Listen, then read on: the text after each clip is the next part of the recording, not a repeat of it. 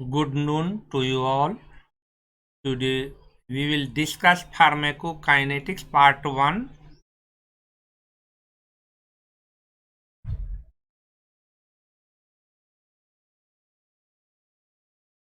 What is pharmacokinetics? Pharmacokinetics is that branch of pharmacology which deals with the absorption, distribution, metabolism, and excretion of drugs in and out of recipients. It means what the body does to the drug.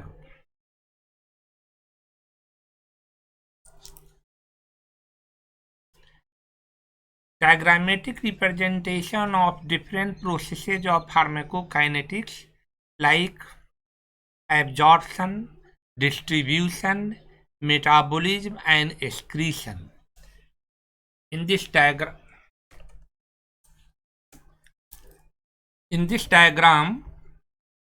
there is description about different parts of processes of pharmacokinetics. Absorptions here say oral intake. It reaches the stomach and intestines, and from here after absorptions it reaches the portal circulations. From here it reaches the livers, and from liver it goes to the systemic circulation, and also there is a enterohepatic circulations. From here some drugs like doxycycline undergoes enterohepatic circulations.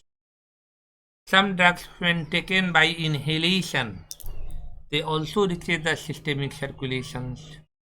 And so this is the absorptions either from the GIT and from lungs. And after absorption, drugs reaches through the systemic circulation, distributed throughout the body compartments, and after reaching the livers, major metabolism occurs, and after metabolism again elimination of drugs occur.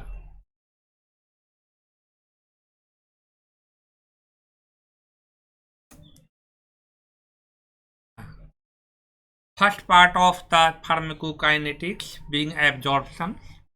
So what is absorption? Movement of drug from the site of drug administration into the bloodstream called absorption.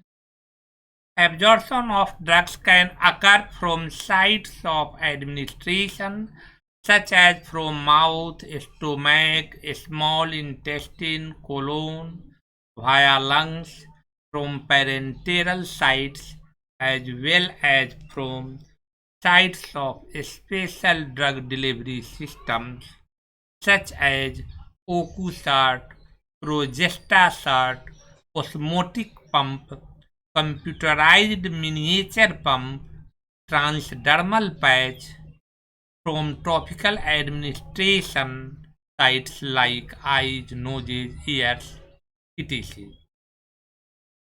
Drugs are available in different dosage forms like tablets, coated tablets, sustained release tablets, capsules, suspensions, solutions. They also affect rate of absorption. There are so many factors that modify the absorption of drugs.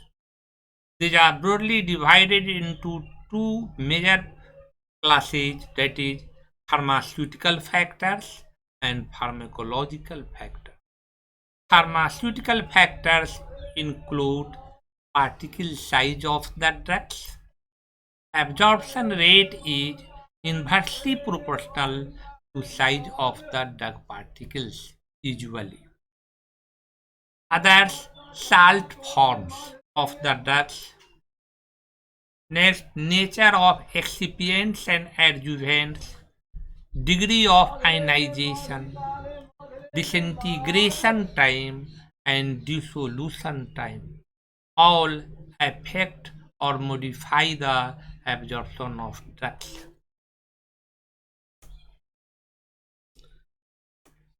Absorption rate also affected by degree of ionization of drugs.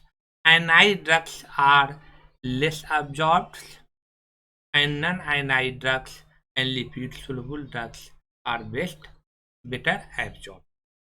Disintegration time and dissolution time are well depicted in this diagram. Other factors of pharmacological aspect are GIT motility, gastrointestinal diseases, and some other diseases affecting gastrointestinal integrity.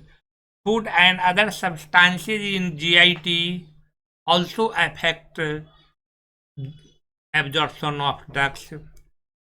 First pass effect, drug-drug interactions, pharmacogenetic factors, and some others miscellaneous factors modify the absorption of drugs. Okay. Now we are going to discuss next points one by one, mainly gut motility. In diarrhea conditions or any conditions of increased peristalsis, absorption of drug is badly affected. There are so many gastrointestinal diseases which affects absorption of drugs. Congestive heart failures and cirrhosis of livers producing GIT mucosal edema also badly affects absorption of drugs. Presence of food in the stomach can affect the absorption of some of the drugs, such as absorption of rifampicin and levodopa are badly affected, whereas presence of fatty meal increases the absorption of an antifungal agent, griseofulvin. Milk and milk products decrease the absorption of tetracycline group. We will discuss first pass effect in the below slides. Before this, we are going to discuss drug interactions. Presence of ascorbic acid increases the absorption of oral irons, whereas antacids reduce the absorption of tetracycline group of antibiotics. Pharmacogenetic factors. There are some genetic factors which may influence the drug absorption. In pernicious anemia, vitamin B12 is not absorbed from the gut due to lack of intrinsic factor. Miscellaneous factors. Drugs are better absorbed in the small intestine because of a larger surface area. Resection of gut decreases the absorption of drugs due to a reduced surface area. Again, achlorhydria decreases the absorption of iron. It is. There are some introductory terms related to pharmacokinetics, such as first pass metabolism. Metabolism of a drug during its passage from the site of absorption to the systemic circulation is called first pass metabolism. When drugs are administered orally, they have to pass via gut wall, portal vein, liver, and systemic circulation. During this passage, certain drugs get metabolized and are removed or inactivated before they reach the systemic circulation. This process is known as first-pass metabolism or pre-systemic metabolism or first-pass effect. Bioavailability. It is the fraction of the drug that reaches the systemic circulation from a given dose following administration by any route. But the term bioavailability is used commonly for drugs given by oral route. Intravenous route of drugs gives 100% bioavailability. Drug bioavailability expressed in percentage by the formula area under curve after oral administration of drugs divided by area under curve after intravenous administration multiplied by 100. Bioavailability can be calculated by several methods such as cut and weigh methods from the graph, a planimeter, trapezoidal rule. Following diagram depicts the changes in bioavailability of drugs depending upon different routes of drug administration. This graph shows that drugs given by rectal route has minimum bioavailability. After this, oral administration of drugs and thereafter subcutaneous followed by intramuscular and lastly intravenous route of drugs.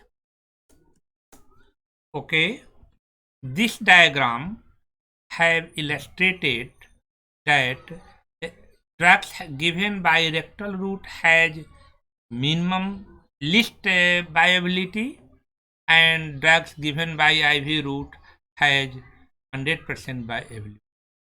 But there are some exceptions because drugs like diazepam has viability higher when given by oral route than by subcutaneous or intramuscular route.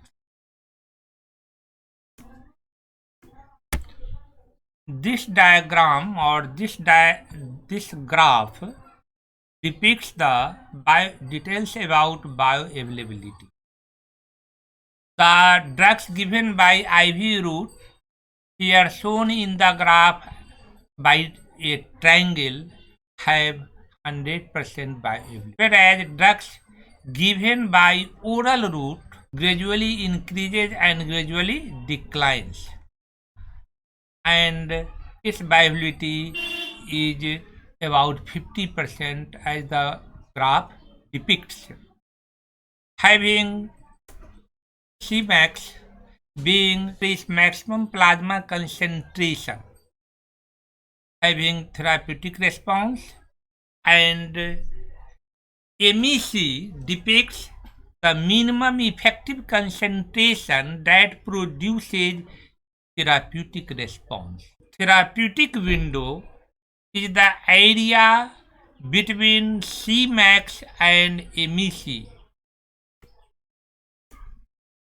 Factors affecting bioavailability.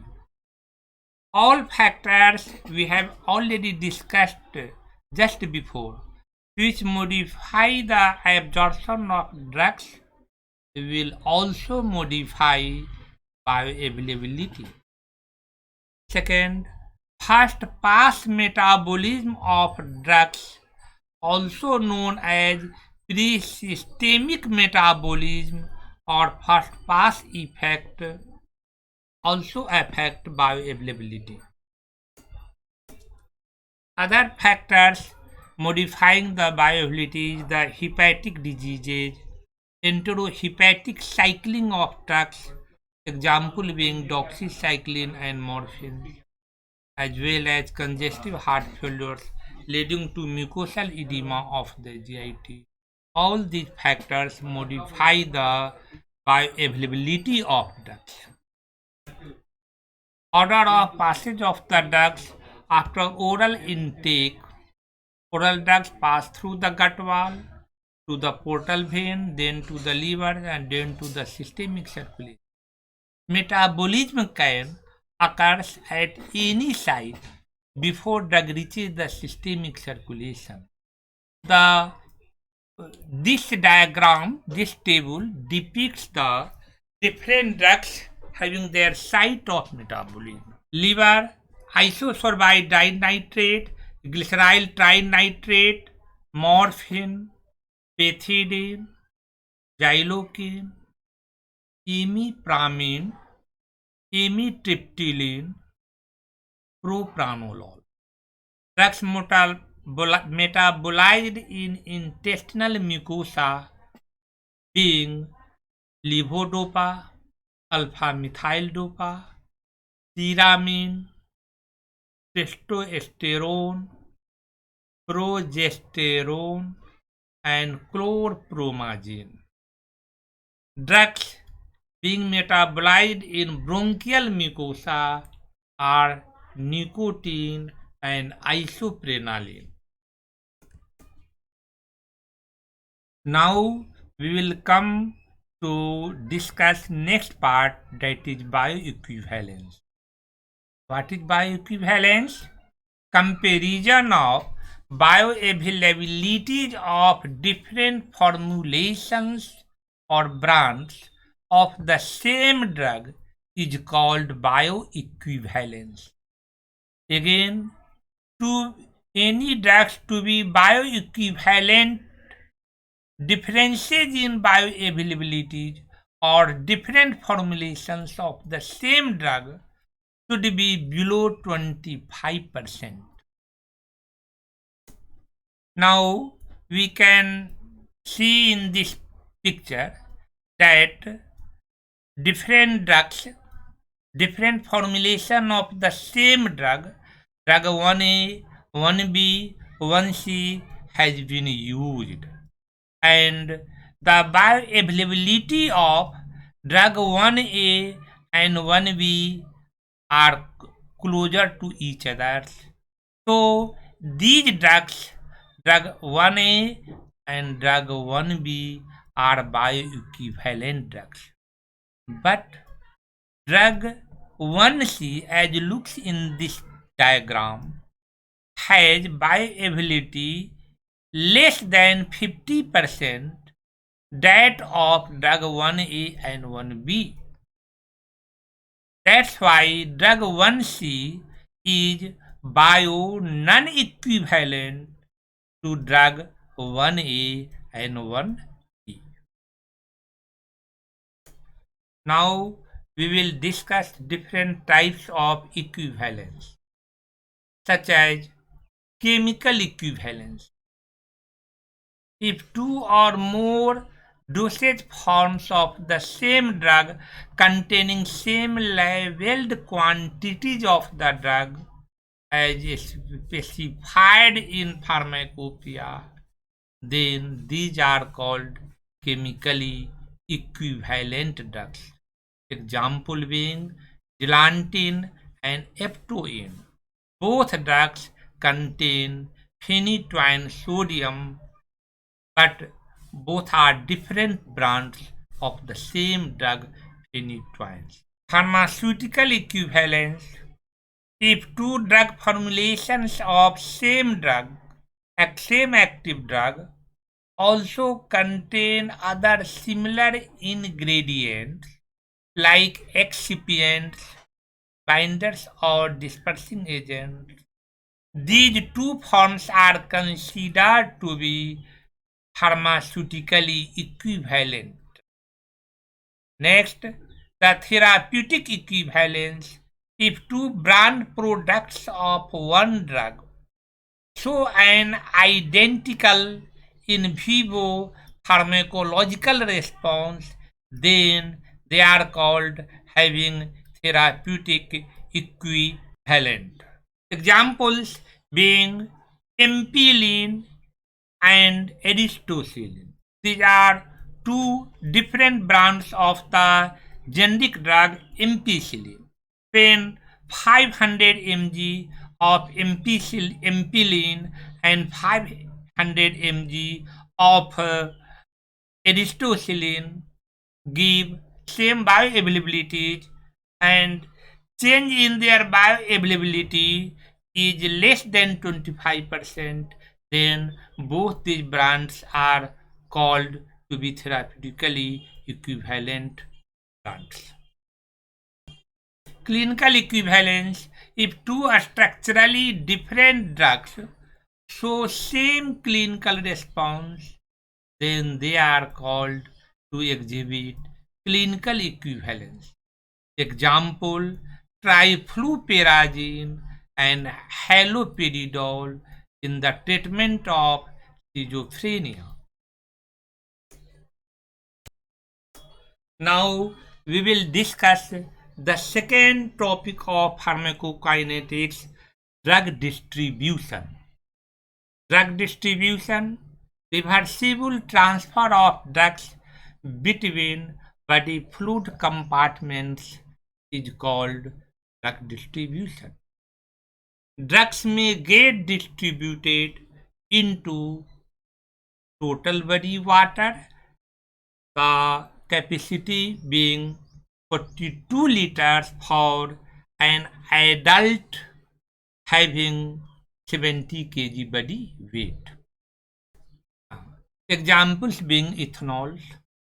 This diagram describes drug distribution in different fluid compartments and various tissues of the body with some examples.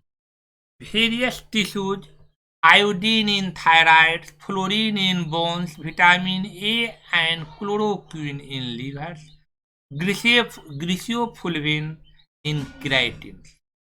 Total body water is further divided into extracellular fluid compartment having 14 liters and intracellular fluid compartment having 20. Where they are distributed are ions like iodine, bromine, chlorine, sodium ion and calcium ions.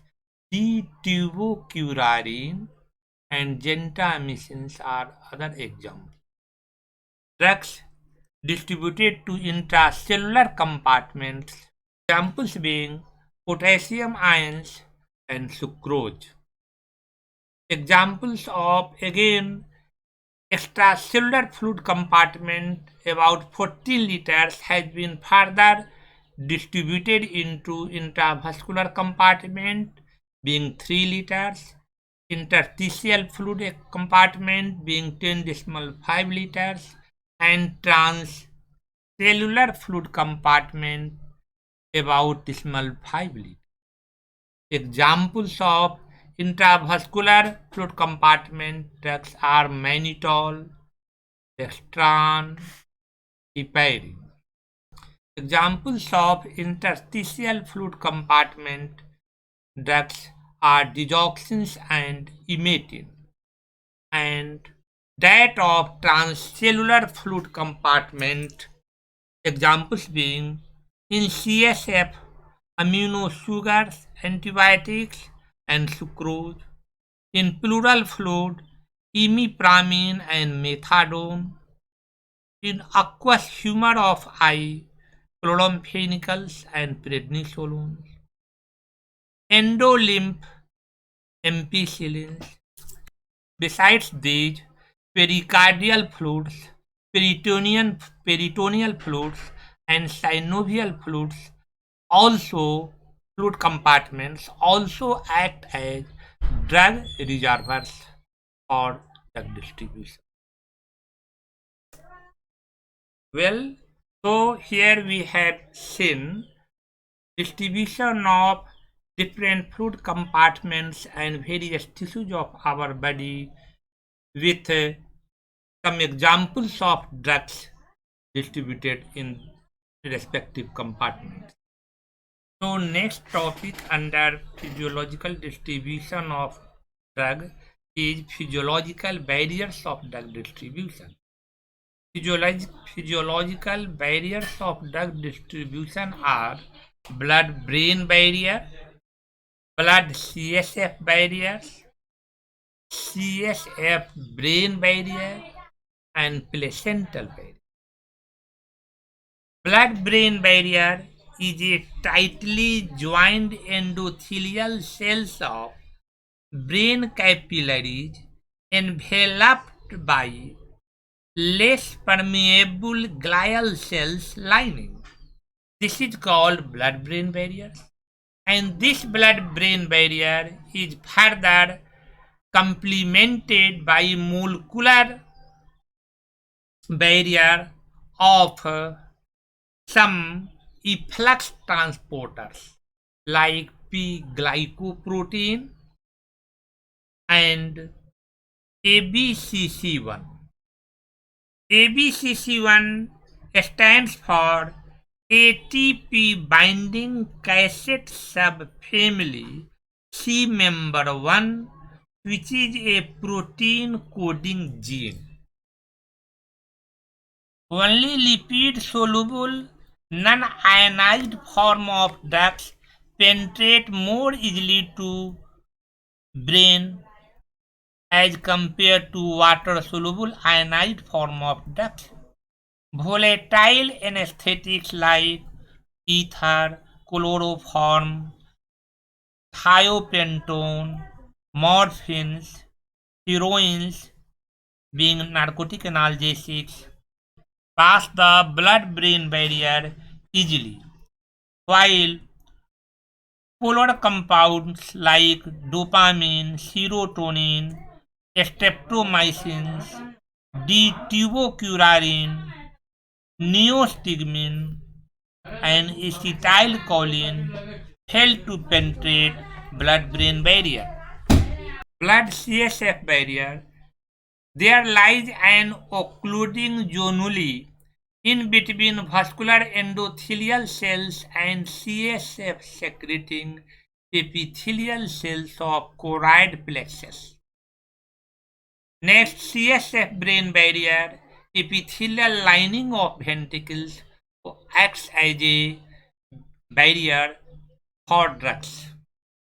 Placental barrier also acts as a physiological barrier for different drugs to be distributed into the placenta, into the fetus. Now we will discuss next topic, apparent volume of distribution, denoted by AVD. What is apparent volume of distribution? Apparent volume of distribution means the total space which should apparently be available in the body to contain the known amount of the drug. AVD is given by the formula total amount of drug in the body in mg divided by body weight in kg whole divided by concentration of drug in plasma in mg per liter. And this formula gives the fact that AVD is expressed in liter per kg. Some important facts regarding AVD are as follows. High molecular weight drugs such as heparin and insulin or lesser lipid soluble drugs do not cross capillary walls. So when given intravenously, it remains in the vascular compartment, and so its AVD is equal to plasma volume, that is about 3 liters. Next, if AVD of a drug is about 14 liter, it indicates that drug is distributed in extracellular fluid compartment. Example being gentamicin, streptomycin, aspirin, tolbutamide, and amoxicillin.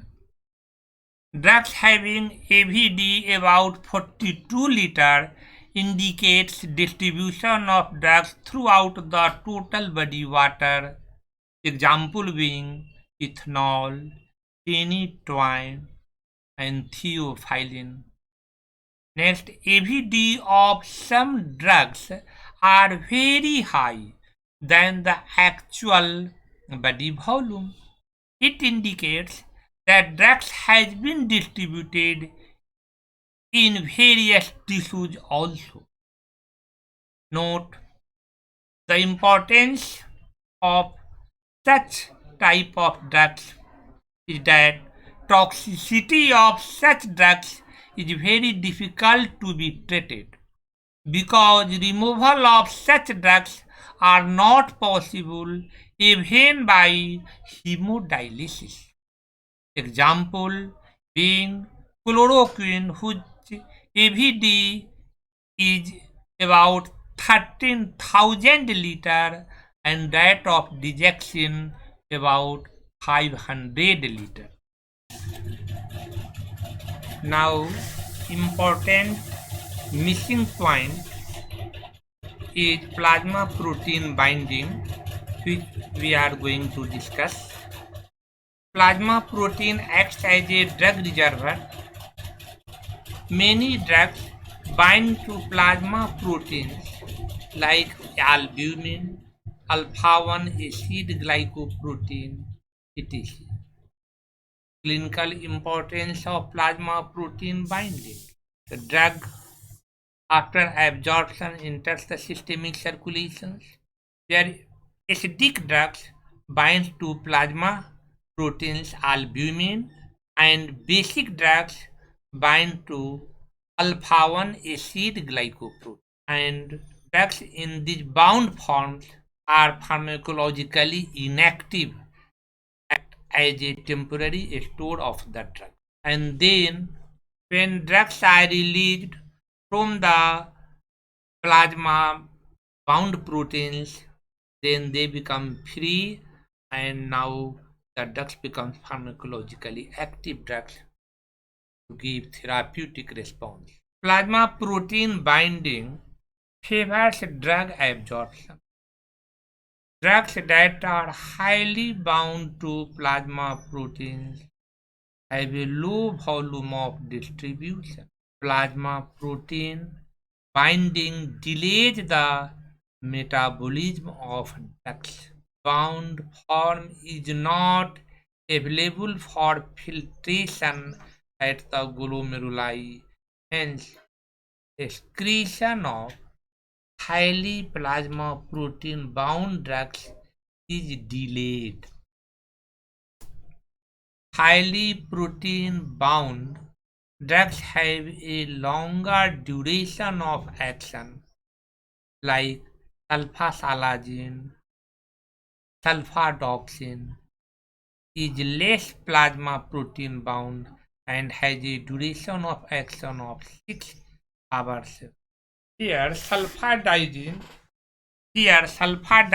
is less plasma protein bound and so has a duration of action of 6 hours, whereas sulfadoxine, a highly plasma bound protein and has a duration of action of 1 week.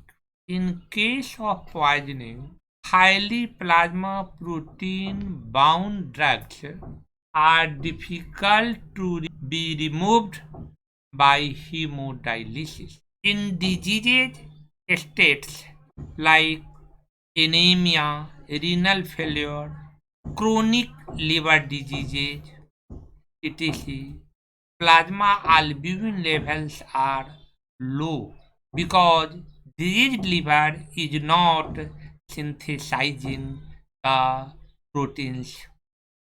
So there will be an increase in the free form of the drug, which can lead to drug toxicity.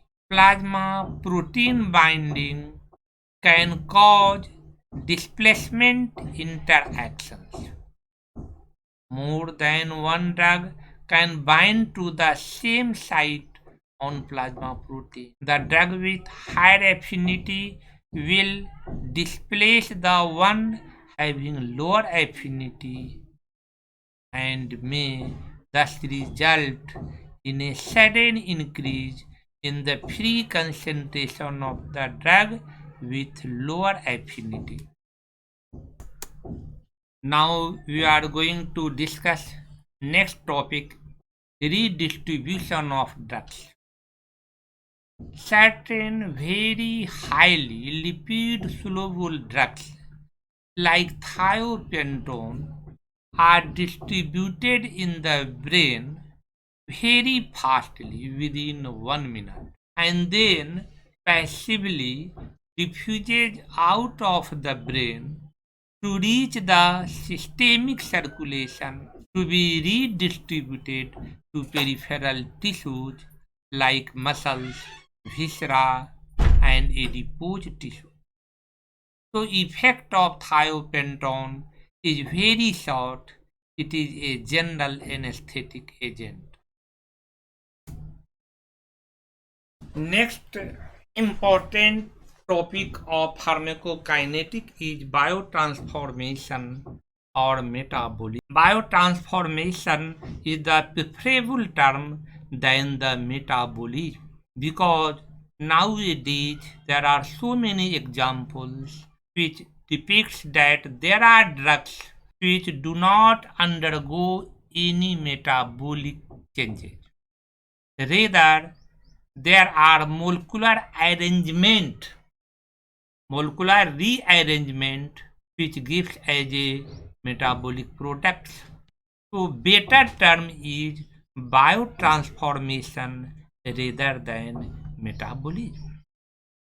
What is biotransformation? Enzyme catalyzed biochemical transformation of drugs within the living organisms. The metabolism of a drug usually converts lipid soluble and unionized compounds into water soluble and ionized compounds which are not reabsorbed in the renal tubules and are excreted. Next important topic is sites of biotransformation.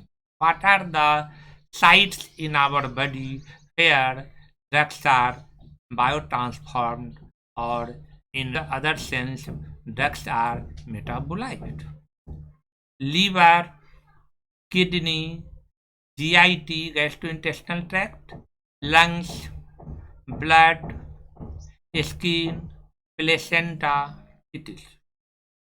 Dead tissues like nail and hair are not involved in biotransformation. Consequences of biotransformation, that is, what are the results of a drug undergoing biotransformation or metabolism?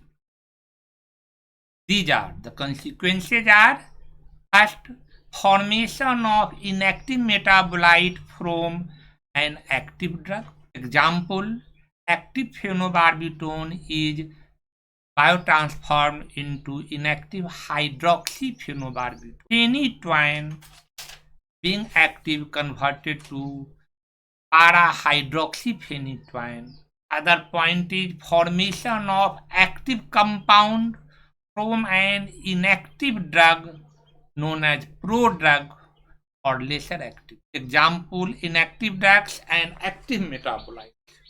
Levodopa converted to dopamine, parathione converted to paraoxone, campicillin converted to ampicillin. What is a prodrug? Prodrug, it is an inactive precursor form of a drug which is metabolized to pharmacologically active drug.